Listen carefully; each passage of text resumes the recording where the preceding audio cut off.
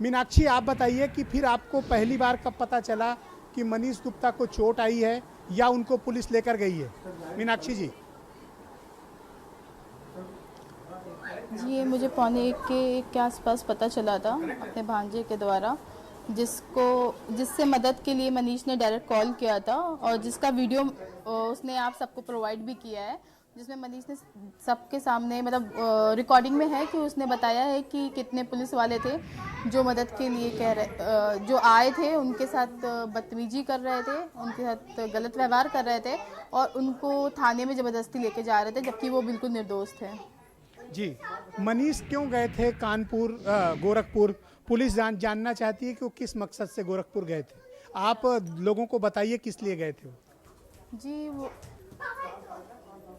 बिल्कुल बिल्कुल मनीष अपनी बिजनेस के लिए वहाँ गए थे गोरखपुर अपने दो दोस्तों के साथ। जी, तो फिर आपको आप लोगों को जानकारी कब और किसने दी कि मनीष के साथ ऐसी दुर्घटना हो गई है? जी, मनीष ने खुद दी है। एक्चुअली मनीष ने कॉल की, पहले मेरे से बात हो रही थी, बातों के दौरान पे पुलिस वाले आ गए कमरे में, तो मनीष ने मुझे ना बताया, उन्होंने सोचा मैं परेशान हो जाऊंगी, तो नॉर्मल है हम लोग अपनी पत्नियों से थोड़ा सा हाइड करते, तुरंत नहीं बताते, सोचते परेशान हो जाएंगी, तो वही उसने भी किया, थोड़ा सा रुका और कहता कि कोई आया है, मैं 10 मिनट में कॉल करता हूँ। मैंने कहा क्या हुआ, तो मैं हड़बड़ी में उसने फ़ोन काट दिया। फिर जो भी पुलिस और बीच में हुआ हो, आधे घंटे बाद दुर्गेश का मेरे पास कॉल आता है, मेरे भांजे का। उसने बताया कि मामा का कॉल आया है मेरे पास, मामी, और वो कह रहा है कि मामा कह रहे हैं कि मेरे रूम में 5-6 पुलिस वाले आ गए और मेरे साथ ज़बरदस्ती कर रहे हैं और मेरे साथ बदसलूकी कर रहे हैं, मेरे दोनों दोस्तों को भी मारा है, मुझे भी मार रहे हैं और थाने में ज़बरदस्ती लेके जा रहे हैं। कुछ इस टाइप का कन्वर्सेशन हुआ है जिसका ऑडियो हमने आपको प्रोवाइड भी किया है। जी, और फिर उनकी मृत्यु हो गई, ये कैसे मनीष के द्वारा खुद प्राप्त आपको हुई है। किसने जानकारी भेजी और फिर आप लोग कब पहुंचे वहां पे? एक्चुअली जब उसने ये पहली सूचना मनीष के द्वारा आई है, उसके बाद दुर्गेश ने मुझे कांटेक्ट किया है। फिर हमारे पास मेरा भी फ़ोन मनीष नहीं उठा रहे थे, मैं तो हड़बड़ाहट में फ़ोन कटा था, तो 10-15 मिनट बाद फिर से कर ही रही थी। दुर्गेश का भी फ़ोन नहीं उठा रहे थे, वो काट रहे थे, तो मतलब फ़ोन किसी के हाथ में था, वो कट हो रहा था प्रॉपर।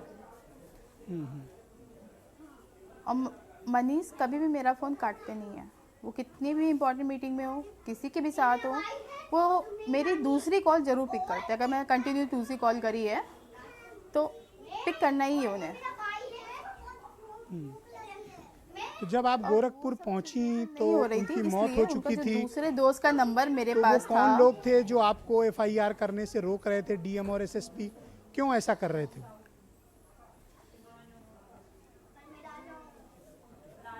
हाँ, शुरुआत में ऐसा कुछ सीरीज हुई थी, कुछ डिस्कशन ऐसा हो रहा था, लेकिन अंतोगत्वा उन्होंने एफआईआर ले ली थी। मीनाक्षी, आप कुछ डरी हुई और घबराई हुई मुझे लग रही हैं। आप पर कोई दबाव तो नहीं है? नहीं, मैं डरी और घबराई नहीं हूँ, मैं बिल्कुल इंसाफ चाहती हूँ और मैं डरने और घबराने वालों के काम नहीं करती हूँ। अगर अभी से डर और घबरा जाऊँगी तो इंसाफ तो मिलना ही नहीं है, फिर ये मुझे मान लेना चाहिए। तो ये तो होना नहीं है कि मैं डरूँ या घबराऊँ, मुझे इंसाफ चाहिए तो मतलब चाहिए, वो ले भी लूँगी मैं। आपको कोई डराने की या दबाव में लेने की आप लोग कोशिश का तो नहीं सपोर्ट कर रहा रहा तो है? मैं लूँगी। देखिए, मेरा पति गया है ना, तो कोई डराएगा, धमकाएगा या दबाव में लेगा तो क्या मैं आऊँगी? अब आप आगे क्या चाहती हैं? किस प्रकार की मैं इन्वेस्टिगेशन तो चाहती इन्हीं हैं? हाउ मनीष का जस्टिस ही चाहूँगी। किस प्रकार की देखिए, इन्वेस्टिगेशन चाहती हैं? मुझे पुलिस पे ट्रस्ट नहीं है। देखिए, पुलिस पे मुझे ट्रस्ट नहीं है, गोरख पुलिस पे ट्रस्ट नहीं है, कानपुर पुलिस पे है, क्योंकि उन्होंने बहुत अच्छा सपोर्ट किया जब से मैं आई हूँ, लेकिन गोरख पुलिस पे मुझे ट्रस्ट नहीं है, क्योंकि उन्हीं लोगों ने 6 लोगों ने मिलकर मेरे पति को, निर्दोष पति को बहुत बेरहमी से रात को 12:30 बजे उनकी हत्या करी है। तो मैं उन पे तो ट्रस्ट नहीं कर सकती, इसलिए मैंने सीबीआई की जांच का मांग किया है, तो सीबीआई जांच होगी। आप मुख्यमंत्री से मिली, आपने उनको सब बातें बताई, क्या कहा उन्होंने आपसे? वो मेरे साथ हैं, वो इंसाफ करवाएंगे, मुझे ज़रूर इंसाफ देंगे।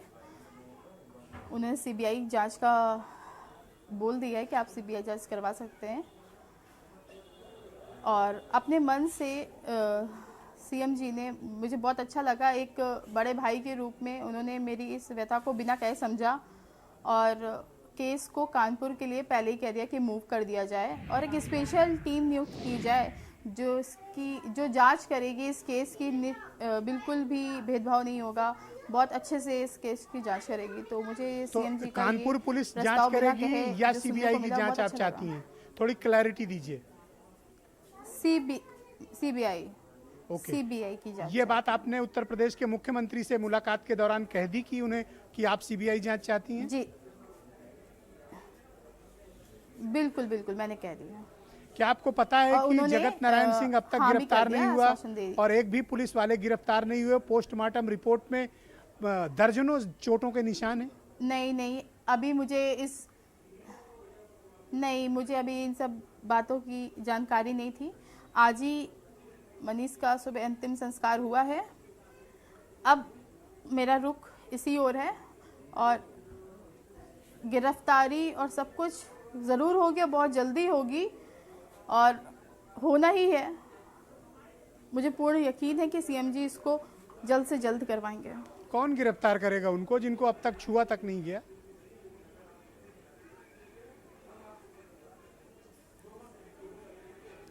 नहीं करवाया जाएगा और जी। हम लोग करवाएंगे। ऐसा नहीं हो सकता कि गिरफ्तारी नहीं हो, क्योंकि उनका कोई कसूर नहीं था। आपने उनकी बॉडी में देखा होगा, मैंने आप लोग को फ़ोटो प्रोवाइड करी थी, कहाँ कहाँ किस तरह छेद थे, कहाँ कहाँ चोट लगी थी। तो जो ये अफवाहें उड़ रही हैं कि अपने आप वो गिर गए या कुछ, तो वो बचने के चांस नहीं है।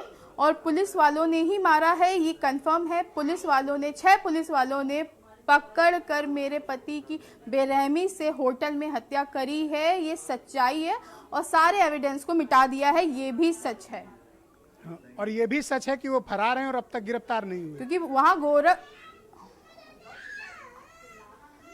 इसकी जानकारी मुझे हो नहीं पाई, इसलिए मैं अभी कुछ नहीं बोल रही हूँ। और आप कह रहे हैं, इसलिए मैं पूर्णतः आप पे यकीन कर रही हूँ कि ऐसा हुआ है।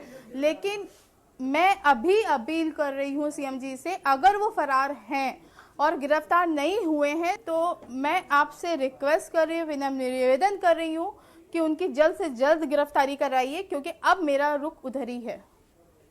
जी, बहुत बहुत शुक्रिया। और मैं, आप अपना ध्यान रखिएगा, अपने बच्चों का ध्यान रखिएगा। इंसाफ की इस लड़ाई में हम सब आपके साथ हैं, आपको बिल्कुल पीछे हटने की जरूरत नहीं, हम सब आपका साथ देंगे। मुझे एक क्वेश्चन और था, आपके साथ खड़े हुए हैं। जी, आप मुझे बोलें। क्वेश्चन था, आपके साथ कुछ लोग हैं, जैसा कि अभी मैंने सुना है,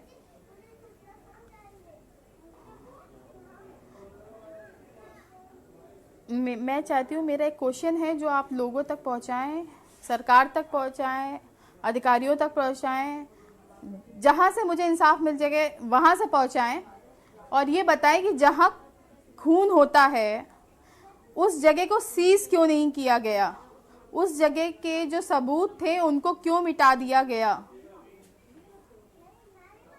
जी। और जी। दूसरा मेरा क्वेश्चन था, जब मैं पति मनीष का सामान लेके निकल रही थी तो वहाँ पे मुझे खून से सनी एक टॉवल मिली थी जिसमें खूब खून लगा था। वो धोखे से मेरे हाथ में लग गई थी। मैं ऐसे ही मनीष को ऐसे ही याद करके इधर उधर जा रही थी तो मेरे हाथ में मनीष ही के कमरे से वो खून वाली टॉवल मिली, तो